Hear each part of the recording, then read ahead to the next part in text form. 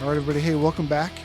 And thanks for tuning back in. So this is going to be part 2 of episode 32, where we're talking about SPAFORGEN, talking about roles, responsibilities, and talking about what those amazing guardians that are on those combat squadrons are doing for us. So thanks for joining us again. I hope you enjoy it. So, sir, other than that, I mean, everything else going all right out there with the model in Vandenberg, and you know how you guys are implementing it? Yes, Chief. I do have sort of two questions nestled into one. While I was preparing for this podcast, I noticed in your bio that you were also stationed at Clear Air Force Station in Alaska, and that resonated with me because when I was there, it really foot-stomped the importance of the reserve and guard in maintaining the continuity and expertise, especially in a remote location like Clear or units with high turnover. So here at Vandenberg, we have a really great relationship with the 9th Combat Operations Squadron, which is an Air Force Reserve unit out here, and their support is crucial to our mission. So with that in mind, I wanted to ask, how does SPAFORGEN impact support from Guard Reserve units for active duty units like ours? And then additionally, are there any changes to the proficiency or pro-shift expectations for those that are not on the core crews, whether they're active duty guardians maybe assigned to the MPC or the MSE, or Guard Reserve support personnel? Yes, sir. Thanks for the question. So, so I did do my time up at Clear, many moons ago when I was a tech sergeant, and at the time, and I had hair back then, I think.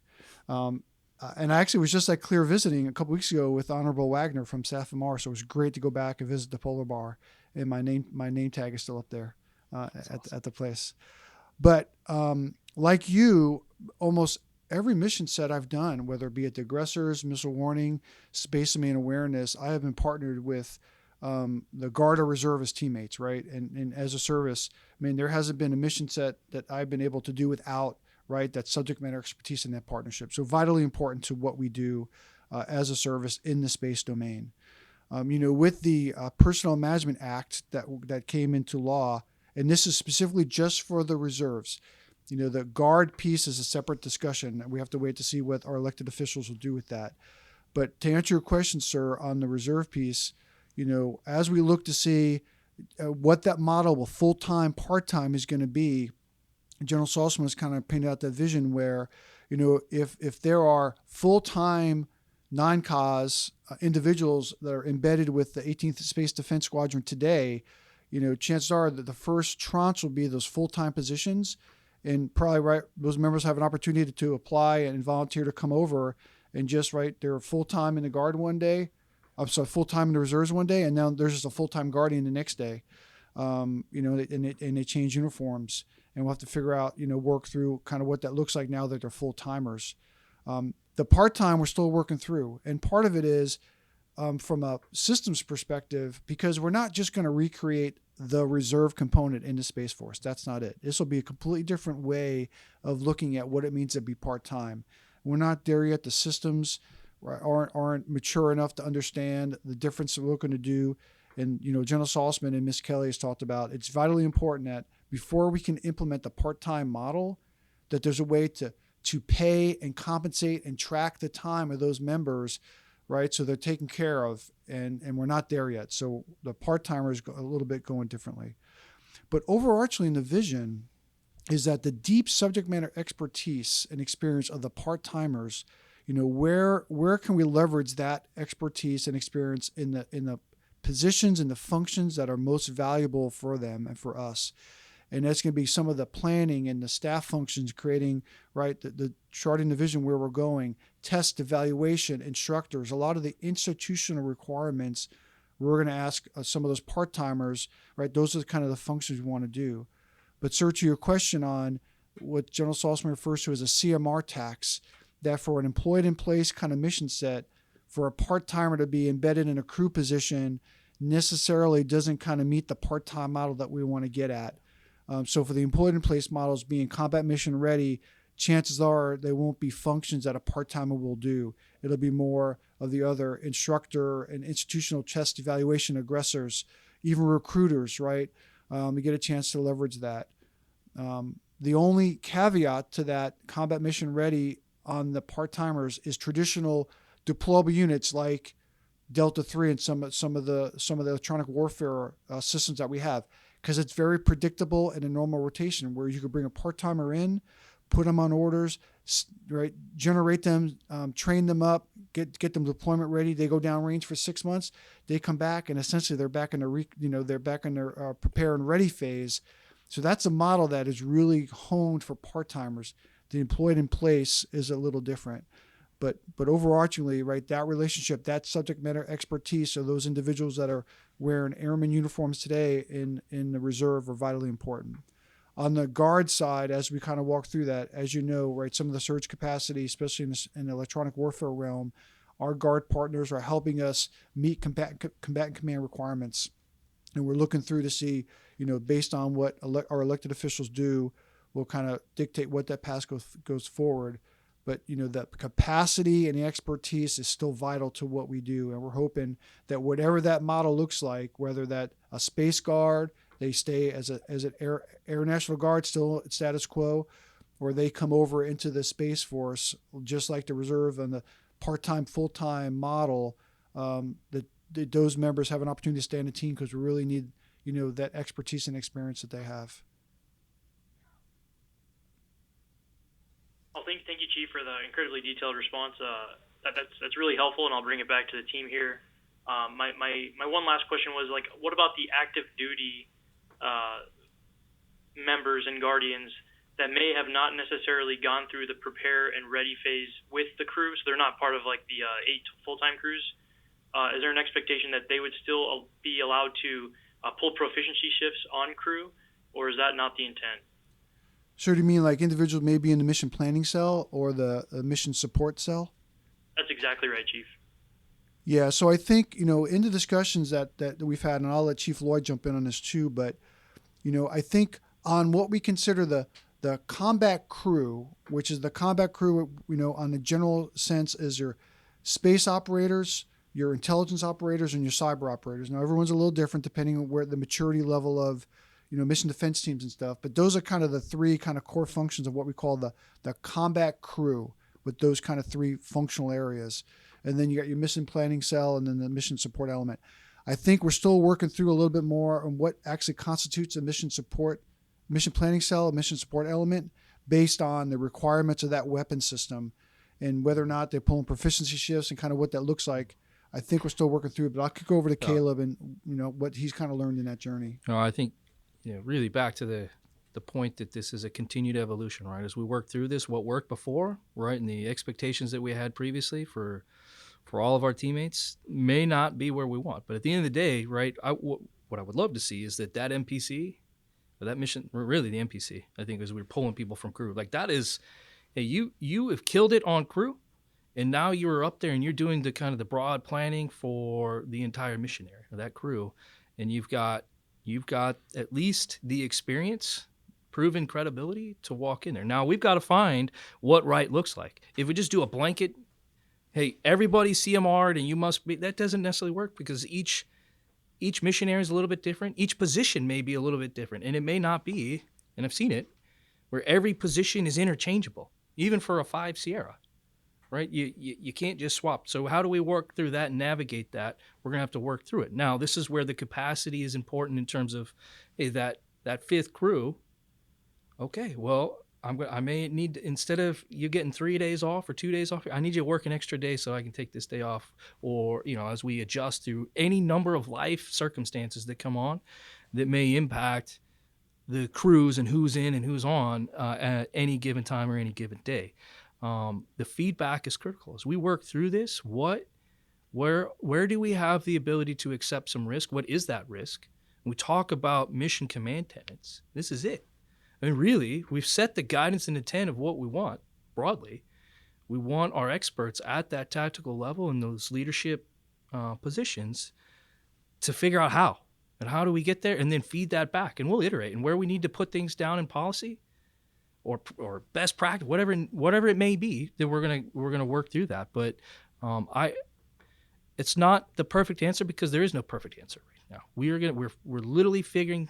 I won't say figure. That's a bad thing. We are working through how we do business and what right looks like in order to deliver combat capability. Fundamentally, That is where we're at today. Is again the shift from the efficiency mindset to the combat effectiveness, and you got what you got, and we're going to figure it out. And so that may look different than what many of our teammates who've been around this environment for a while may know. And so you're in a perfect position, Captain, to help us understand what that looks like. So Alicia, I think you said, you're at Delta 4, and I think you said you're in a mission planning cell yourself, and I think you said that you guys are pulling proficiency shifts. So is that kind of a model that you're doing as you're a member of the mission planning cell, but you still pull shifts? Yes, sir. And we're also, if there's a crew member out, the committed MPC would be the first to fill those spots. Okay. So are you willing? Can you share what is your battle rhythm? Are you working rotating shifts? Are you working days? How many days on? How many days off? I mean, how is the implementation going for you? Or do you still feel like you have the time to spend with friends and loved ones and do the things you have to do in addition to, the combat requirements that we're asking of you? On your average week, we're working 8 to 4 Monday through Friday. So pretty typical. However, with recent conflicts in CENTCOM, we're called in on nights and weekends to plan and debrief those events. So that can be tough. But on a typical week, we still have our weekend.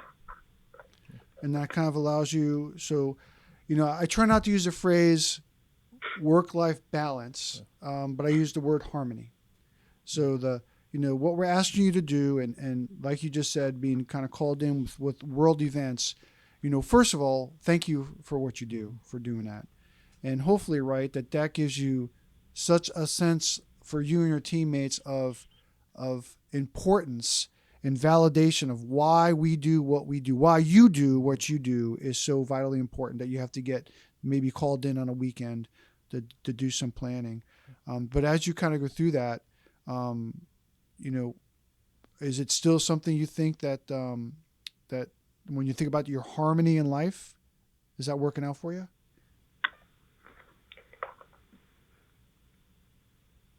Yes, sir. I think I'm able to find a harmony. But, like we've talked about, we're still adjusting to the new construct, figuring out what we can take on and what we can't. So I think when we get there, it'll be much smoother. We're still storming and forming right now. Yeah. And this is Chief Lloyd again. I'll just say, one, again, thank you for doing it. I know that sometimes that's uncomfortable, but to the point of really your sense of purpose and why we exist there is nobody else to do that. No one. We're the only entity that can provide that warning that you're providing to our teammates downrange, right? And that thankfully in this last, event that we all watched on TV as Iran launched a whole bunch of missiles and drones and things at Israel. That is yours to own, and you embrace it and you own it and you give that time because that's what we're asking of you. But when as you march towards, the implementation that we're working towards in July, where we're really going to harmonize across the force on how we present our capability, I think you'll see more predictability in what you're working and when you're working. We will find ways where we find the shortfalls of, hey, we need a little bit more over here because it's just not right? The balance isn't where we need it to be, and we're going to help resource that. But we've got to work through this in a way that is different than what we've been used to, and that is uncomfortable. But being uncomfortable is okay. And we're going to work towards how do we get to where we need to be so that we have kind of that harmony that you talk about. Hey, Brandon, so, you and Delta 9 and, working down there in Colorado Springs. So can you share what is the kind of schedule that you're working? How is your work-life harmony going? Do you get a chance to do some skiing or snowboarding out there in Colorado this season? Do you have enough time to do that? I haven't tried to do any of that yet, Chief, but I think our schedule right now for how we do operations works pretty well. We implemented it back in October once we started hearing about SPAFORGEN. And as of right now with the 5 crews, the crews are either working 8 hours during the week, so they work Tuesday to Friday, so they only work 4 days, and then they get 3 days off on the weekend. And then we have a weekend crew that works 12 hours, and they get it's only days and mids, but they're only working 36 hours. And then our weekday crews are working 32 hours. So I've heard pretty great things. A lot of the crew members are pretty happy with the schedule that we've implemented, and I almost get zero complaints about it. Right now it's a little bit different than what's going to happen once July 1st hits. Right now we're doing a monthly-based schedule where we transition every month, so our periods are monthly rather than doing the 3 weeks. But once we hit July 1st, we're going to transition to the 3-week periods that's prescribed by SPOC. So let me ask, in that model that you're doing, have we been successful on when you have scheduled days off, that those days are pretty much quote unquote protected, that the members like, no, I know that I'm off on these days. There may be some things that are scheduled, like, Chief Lloyd talked about, hey, someone has a birthday, I need someone to cover a shift, instead of 4 days off, you have 3 days off. But for the most part, have we been able to stay true to that, and that the time that we're giving back to the guardians and their families has been theirs to own?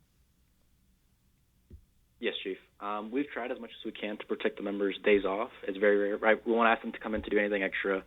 The only times where we may have to ask a member is if somebody else has an emergency, right? They have a death in the family or something pops up and they have to leave, then we'll ask the members that are, most of the time we try to go with the dwell members first, just because it's easier to ask them than ask somebody who's been working 4 mids and then have to work another mid. So we usually try to ask them first, but it's usually pretty protected. We try to keep that as much as we can in place. Sometimes we have members taking leave and we try to accommodate it as much as possible, but it's usually a conversation with the members. If it's possible to help them with that leave time, then we can. If it's an emergency, of course, we'll always help them. But in certain scenarios where they want to take leave for personal reasons, we try to help them, but if it's not possible, we'll let them know, hey, it's not possible because, somebody else is going to get hurt by this. So we try to protect them as much as we can, Chief. No, I appreciate that. Now, I'll tell you, from my perspective, right, back in the day, when I was working shift, a lot of times one of your off days would be the days you have to go in for monthly recurrent training, MRT. It wasn't even advanced training. It was just monthly recurrent training, right? So sometimes we would burn one of our days off to do that. Or it would be, after end of a mid shift at 7:30 when the training team came in, right? We'd stay late to kind of go through training after working all night, and knocking out in a couple hours, so to the whole purpose of this whole SPAFORGEN thing, in addition to presenting the forces of combatant commander, right, is that prepare and ready phase where, hey, your days off when you're in commit are your days. And then there's dedicated time to, you're not rushing through training. It's not something you do at the end of the, already working 12 hours, already working for 9 hours through the night. You just want to get home and start your break or whatever the case is, that there's dedicated time to be able to do that. And this is where in the model, it's really about you. It's about all the 3 of you, all the guardians that, I think I haven't met one guardian that say, hey, I was trained as an intelligence, I'm a targeteer, right? Or I'm a mission defense operator, or I understand orbital warfare. I want to hone my craft, right? I'm committed to mastering, right, my skill craft, and saying, hey, don't give me time, don't give me scenarios, don't let me be better. I haven't met anyone who said that, right? But we're trying to build in that time and the ecosystem to provide that. And we're not there yet, but this is one of the reasons we're doing this 3-phase cycle when you came out of the commit, that, hey, at 105 days, the days you have off, hopefully your days off, other than when we need teammates to be teammates and help each other out. But man, in that prepare and ready phase is where we owe you, right, the experience to be able to hone your skill craft, upgrade, be the best version that you want to be, and say, hey, like, I joined the Space Force because I want to do this mission set. Let me do my mission set. We keep talking about the threat. Let me get after the threat. Let me understand the threat. And that's, kind of what on the back end of all this, the advanced training piece and honing you as warriors and warfighters is kind of what, the other benefit of the SPAFORGEN model on this. Yeah. I think that's exactly right. And we talk about, in the commit phase, when you're in your mission, you are burning readiness. That's all you're doing, is you're burning down because while certainly training should be happening, you're not at the level that we can get to because we just don't have the capacity to do it. I need you to be on mission, ready to fight at any moment. But when we take you out, and I use a terrible analogy, but I'll use it here, and you guys can make fun of me later. Is, I like to cook, and I have a go-to kitchen knife, and I use that thing relentlessly. And after a while, where I don't take it out, and I don't hone it, and I don't sharpen it, it's dangerous because it's dulled out because I'm constantly using it. And so, in a weird kind of way, this is kind of what we're looking at, right? Is you're burning readiness while you're in commit phase. You're getting a little bit duller because you're just doing the day-to-day mission because that's what we need you to do. Now I'm going to take you out of that rotation. I'm going to put you in a scenario where I just can't do because I got to have, right? People want GPS all the time. They want missile warning all the time. We want name the capability all the time. And so I think this model gives us that predictable way to get after all of that and to develop the best guardians that we can. And our best, really, we've got airmen, we've got allies that are all part of this and wrapped into this model as an institution. And it's going to make us better. Yeah, and that's been critical. I think, that from the vantage point, right, of the three of you who are in the combat squadron who are doing the work, that understanding, that vision of what Chief Lloyd and I just talked about, believe me, I understand, right? You may not feel that, you may not see that today, you may not feel that, it may not be the experience that you have. But I asked, right, that help us. That's the journey that we're on, and that right. You are embracing that, helping us on that journey, and also more importantly, that you're sharing that with others, right? If they don't understand the why, that you kind of share the why, but also that you have the courage to provide the feedback, to say, hey, where we're going is the right place, but man, we've got some work to do. Like there's changes or adjustments or things we have to get after it. But we can't take our eye off the ball, is that this is the vision we have to get to. This is what we owe one another, and kind of help us, right, on the journey that we're on, because we're all in this together. Yeah. We're all in this together. Roger, Chief. I think I really like the predictability model where everybody can see what's going to happen and the times that they have for training, and also when they're supposed to do their advanced training and then go into their commit cycles.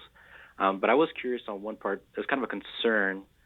I know in the prepare phase is where we're meant to do our PME, our upgrade training, all that stuff. But at the moment, we're only looking at 3 weeks, while most PMEs at the moment are at least 5 weeks long. And I know that going into that and then having to do exercises or advanced training, it kind of reduces the time that members can have for leave. And then they have to choose between having PME or going to leave. I'm just curious on your guys' thoughts on what that looks like when members have to do PME, but they don't have enough time because of the 3 week and 6 week implementation during the prepare and ready phase. So Chief Lloyd again here. When I look at, we've got the fancy wheel that some of you have seen, and we talk about prepare and ready and what those things are. When I really break down advanced training and exercise, what is it? Training, right? It's making us better. It's development. So some of that absolutely is going to be, I want the teams that are going into commit to be preparing for threats and things that they may see when they go into commit. But there's also time baked in there for institutional requirements that make you better, to include PME.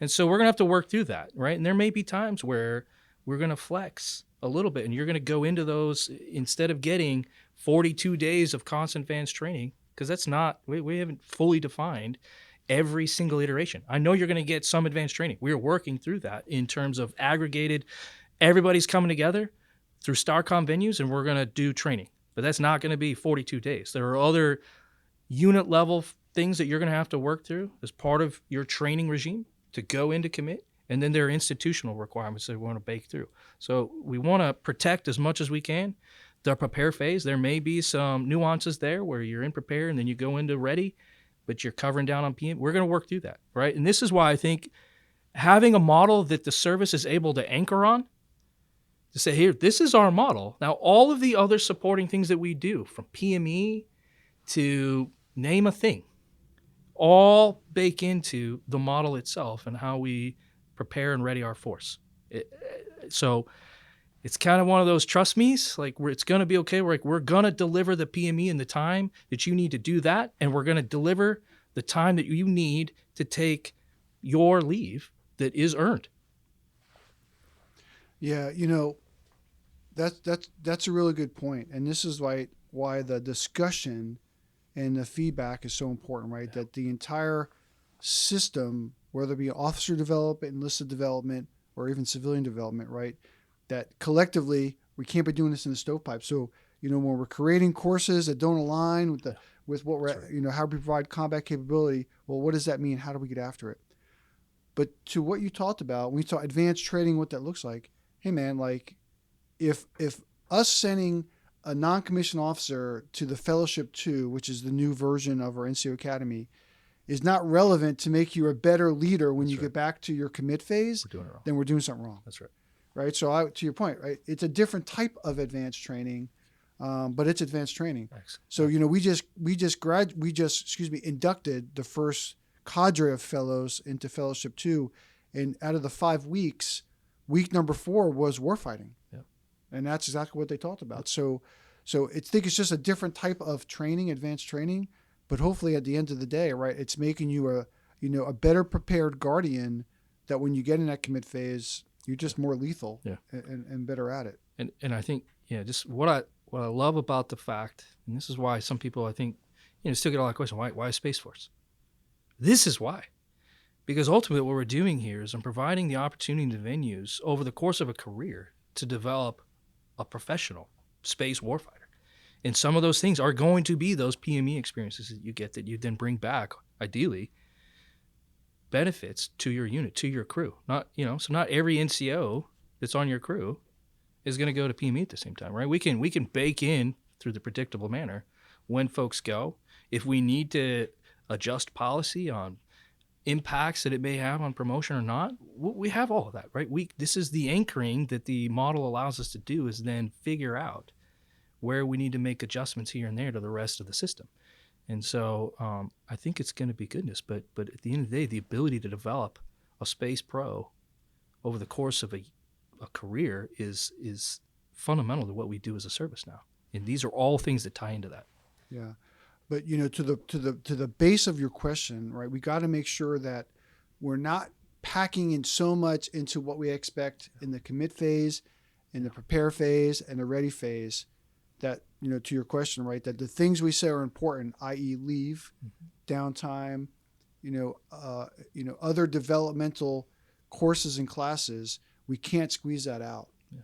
So, and again, this is where the journey that we're on, the communication and the feedback is vitally important to understand that we're not necessarily have self-inflicted wounds because we're not paying attention to all the different things that incorporate our guardian's journey. Yeah. So this is why these kind of discussions and questions are so really important, that we kind of expose these, if you will, to make sure we're accounting for them in our discussions. And I'll just add last point here. I don't know if we're at time, but as we go into the certification events, right, and every Delta is coming back with their certifications from their squadrons up to ultimately General Miller, right, and we're talking about what our regrets, all of these things we've got to be able to capture. And if you have concerns, that will be the venue to bring back and say, hey, this is what I think is going to happen in terms of my ability to meet development needs for our guardians, to meet leave requirements, to meet all of these things that impact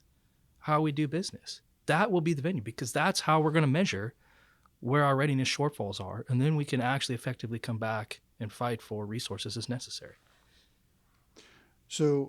So we've been talking for a while, and this has been a great conversation. I really appreciate it. But I also want to make sure that we had a couple of questions from the three of you, but I also want to make sure I give you an opportunity if there's anything that you wanted to ask and we haven't had a chance to kind of cover that yet. So I'll start with Alicia. Is there anything, and I appreciate you sharing, but was there anything on your mind or that you wanted to ask or bring up, as we kind of draw to a close here?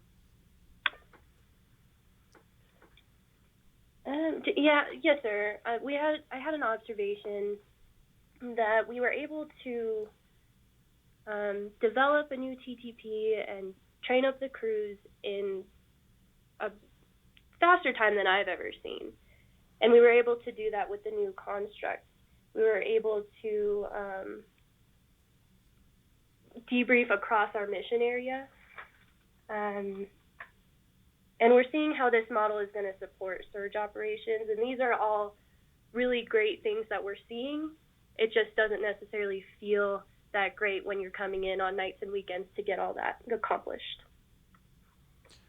Yeah, no, that is really good feedback, right? That one is that there's goodness coming out of the sacrifice and right what we're asking you to do, and to your point about, hey, it's hard work, right? And this is where I talked about from my perspective, what I've learned over 30 years of doing this is it's the work, it's the harmony part, right? Because it's hard if you're trying to balance the scales sometimes of, how many hours a day am I spending doing this, how many hours a day am I doing that.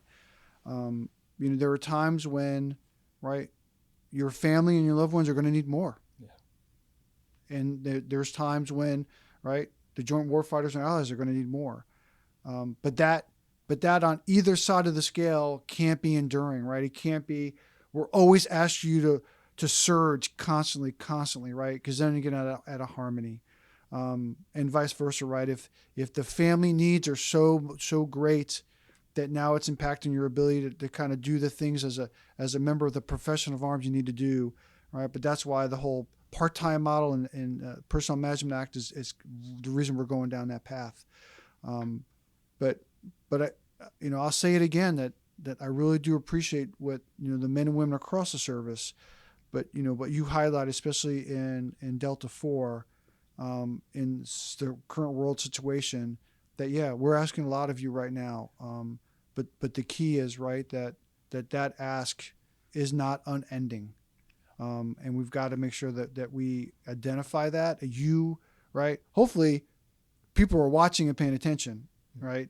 And they understand that you may be a little out of harmony as we're working through this. And that's two sides of a coin, right? You see the value of it, you see the goodness, and you're making an impact.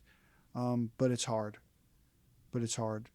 And what I would say in all that, right, is, when you're out of harmony, one way or the other, please don't ever hesitate to raise your hand and say, hey, like, I need to take a knee. Yeah. One way or the other, either, the ask, the harmony needs for your family, you need to talk to somebody, or the harmony needs of the service is too much. Amen. That's the connection part, right? We got to be able to share with one another and not be afraid to say, hey, I got to change something. But these exact kind of comments and feedback that we all need to have as we work through that. So thank you very much, Alicia. I appreciate that. Yes, sir. Thank you for hearing me, and thank you for having this discussion with us.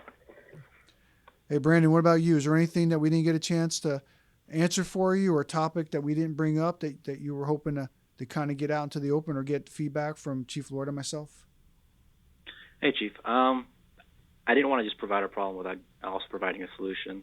So on the topic that we were talking about earlier, a way that we've gone about trying to tackle all these, like PME and people having to do upgrade training, which ours typically takes from 7 to 9 weeks. If people wanted to move into the crew chief position, is instead of doing the 3-week process, we were implementing a monthly process where each period was a month long, which gave a lot of time for our operators to be able to do PME, take leave, and also do upgrade training. And that really baked that into where it was easier for us to move people into different positions and also give them a lot more leeway into that. Even though their commit cycle ends up being 5 months, they still get that dedicated time to be able to do upgrade training and not have to worry about, that time, hey, I'm going to my commit cycle now, but I haven't finished my training that I need to do. So I just wanted to bring that up. I didn't want to, provide a problem without a solution.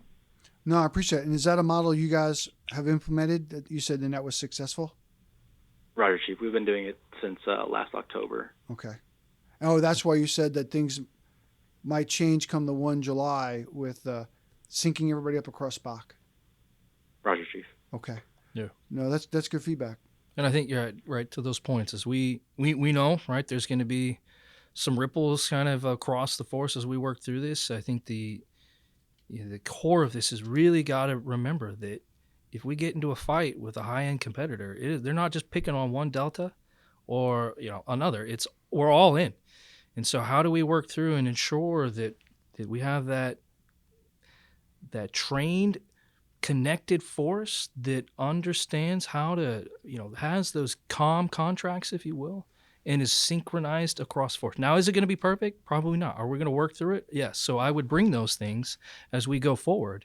We know we're going to adjust, right? We're going to run through at least 2 of these phases, and then we're going to make adjustments as we learn. And this is a learning organization. We got to be willing to do that. And so what I would say is please bring those things forward, continue to bring those best practices forward, and we're going to have real conversations. And at the end of the day, we may implement, we may say, hey, we like it, but here are the other things that fall short, and this is why we got to continue on the path on, the way we're going. So please don't give up. Please continue to be part of the conversation. Absolutely, Chief. And then the last thing I want to bring up, I've heard a lot of conversations about CDCs and people having issues, with the new 24, or not the new 24/7 schedule, but just the schedule. I was just curious if there had been any changes on your guys' side for that aspect of changing CDC hours to hopefully help families that might have issues with coming back onto crew. Yeah, so if any of you have had a chance to kind of hear any of the testimony that myself and the other senior listed advisors from across the services, that's been a really hot issue where we're asking for, additional funding and authorities on childcare. So, one of the innovative ways that the Department of Defense has been kind of looking at this, knowing what we call like non-traditional childcare, weekends, after hours, is really trying to beef up the childcare childcare homes that are either on base or downtown, right, where they can get certified by the Department of the Air Force or by the DoD, right, and then as members you can get fee assistance, where rather than paying the CDC, you could pay a home with someone that you know or someone that you trust or someone that has a program, right, that's been certified and is willing to, watch your children overnight on a Saturday or watch them on a weekend or an odd time, odd night. But you're able to use fee assistance, so it's not costing you a bunch of extra money because you can't use the CDC because of your schedule. I know that several of the bases, Peterson and Buckley in particular, have been trying to have campaigns to educate, a lot of the spouses specifically who maybe live on base and they have the capacity or desire to open up a home childcare business, or people downtown who have a house down, off base to do that. So we're trying to increase funding and awareness of non-traditional type of childcare availability, specifically because of our employed in place missions. We know makes it challenging for guardians to kind of find that. And if you haven't had a chance to watch my opening comments during testimony a couple of weeks ago, I specifically talked about that. So we are trying to get after it. And I know that, and I think Caleb, you can talk to this, but I know you and General Miller when you do your readiness measurements, assess readiness, one of that is childcare. That's right. Yeah, and absolutely is. As we get the assessments back and we go into the phase, part of what that is, and we talk about family, it's not just a hashtag, right? These are, what is the impact? Where do we have throughout the force these challenges where I don't have the childcare? And these are things that General Miller and I, we engage with the military affairs councils in the local areas to talk through this, to reiterate the same points that CMSSF talked about when he did his testimony on the employed in place missions and the impacts that has and the challenges that inherently brings in the normal kind of systems that we're used to and we see out in the communities, and how do we increase access to care for our teammates. And it is something that is absolutely a hot item. It is unfortunately it's not an easy thing to solve, but we are working it as hard as we can to try and work through providing as much opportunity and much support as we can to our guardians and our airmen, our teammates that are pulling mission. Yeah. Hey, Brandon. So feedback. Thanks for that question. So what I would say is, if you or anyone listening, I think each installation has a child care coordinator, right on the installation, either attached to the CDC or in the FSS, that should be aware of the homes and options for non-traditional child care. And if you can't get in contact or the position is unfortunately vacant, I think if you go to Military One Source, there's a link there that will tell you about the programs and how to get in contact and learn about fee assistance and non-traditional childcare. But there are benefits and capabilities out there for us to be able to take advantage of, especially in our unique employed in place requirements that we have. I'll just ask, last point is to that, right, is beyond just making sure that everybody else knows, is we're going to bake this in And our teammates that are at the SBDs that have access to those resources and manage those resources will be part of this conversation. And they'll be there to see firsthand, here are the challenges we're working through to actually deliver mission day to day. So again, this is going to be an evolution and a journey that we work through to shape the environment. Hey, Captain Pescatori. So again, thanks for joining us. And I wanted to see if there's, any other questions or comments that you wanted to kind of bring up before we kind of bring the podcast to a close. Nothing to add from my end. I do want to take this opportunity to thank both of you and everyone on the line for the thoughtful debate and conversation. And I'm looking forward to working through some of these concerns and issues as a team. So thanks again. Thank you, sir. Caleb? Yeah. Hey, I'll just close with a big thanks. I know that this is hard, but losing truly is going to be a hard day for us. And I've spent most of my career watching our competitors develop capabilities that are purpose-built to take away everything that we hold dear. And so there is nothing more important to me and certainly I think our service leadership in getting this right and ensuring that we have the capabilities and the people. And this is the thing, it's not just the hardware and the fancy gadgets that we employ and we deliver. Our most important weapon system are our teammates that are sitting here listening to us, that sit next to you every day. And so we've got to make sure that we're making the time and investment in them and in each other to be prepared for a fight that may come. I know that we are listening, we are engaged, we are going to make changes, we're going to evolve as a service and as a force, but it takes that continued commitment and that continued willingness to embrace the change that this journey has put us on and provide feedback as necessary and know that, hey, we may not get to it tomorrow, we may not get to it next day, but we are going to work through all of these changes and all of the needs that we've got to be able to deliver to have the fighting force that our nation requires. And so thank you. Thanks, SimSIF. Thank you, teammates that joined us today. And thanks for all of you that took the time to listen through this. Yeah. Hey, thanks, everybody. I really do appreciate it. And I'll kind of end how I started, right? And talk about kind of where we've been on the journey, especially the last couple of months, right? And as it redefined roles and responsibilities and how training was going to be conducted, the unit of action that we're going to present to the combatant commanders and what it means to be a fighting force and all that entails with that, and the advanced training and working through all that goes with that. There's a lot going on, and it can't be done from the Pentagon alone. It can't be done from SPOC headquarters alone, right? We need all the guardians across.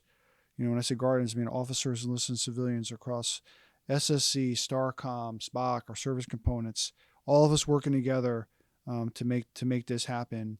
And again, right, it's all about the guardian experience, right? Is that the experience you feel valued, you feel like you're making a difference every single day, and that you have a voice in what happens in our service. So again, thanks everybody. I really do appreciate it, and I look forward to having a next podcast and see what the next topic or our next discussion that we'll have. So again, thanks everyone, and I think we're out here.